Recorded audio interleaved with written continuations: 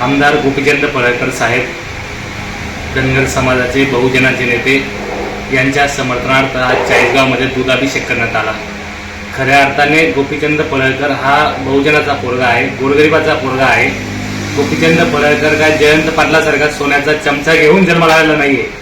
जयंत पाटील हा सोन्याचा चमचा घेऊन जन्माला आलेला माणूस आहे आणि हा गोपीचंद पडळकरांवर धनगर समाजाला यांनी वेळोवेळी दिवस नेण्याचं काम केलं आणि त्याच्या समर्थनार्थ आणि त्याच्या विरोधात ज्यावेळेस आमदार गोपीचंद पडळकर ती भूमिका घेतली त्याला महाराष्ट्रातून हे राष्ट्रवादी काँग्रेस, शरद पवार आणि पाळलेल्या पुत्रांनी त्यांचा निषेध केला। खऱ्या अर्थाने ज्यावेळेस देवेंद्र फडणवीस साहेबांची आईवर तुमची बायको द्या, आम्ही तुमची बायको मागत नाही, आम्ही आरक्षण मागतो, अशा पद्धतीने ज्यावेळेस महाराष्ट्रामध्ये विधान झाले त्यावेळेस शरद पवार साहेब कुठल्या बियात जाऊन बसले होते, यांना त्यावेळेस देवेंद्र फडणवीसांना फोन लावता नाही आला का?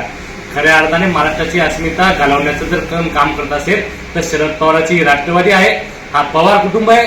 खऱ्या अर्थाने मला आवर्जून सांगावं वाटतं, जयंत पाटलांनी महाराष्ट्रामध्ये सांगली जिल्ह्यामध्ये ज्या काही सूतगिरण्या असतील, ज्या काही कारखाने असतील, हे यांनी खाल्ले आणि हे आरोप करतायत। खऱ्या अर्थाने हा मेंढपाळाचा पोरगा आहे, याच्या तोंडातून ती भाषा निघणं ही साहजिक आहे। ही गावगाड्यातल्या शेतकऱ्याची भाषा आहे, ही गावगाड्यातल्या मेंढपाळाची भाषा आहे आणि आम्ही त्यांच्या समर्थनार्थ कायम त्यांच्या पाठीशी होतो। आज चाळीसगावमध्ये हजारोच्या समाजाने आम्ही त्यांचा दुधाभिषेक केला आहे। गोपीचंद पडळकरांच्या पाठीशी हा समाज कायम उभा होता, राहणार आहे आणि राहू। येळकोट येळकोट, जय मल्हार।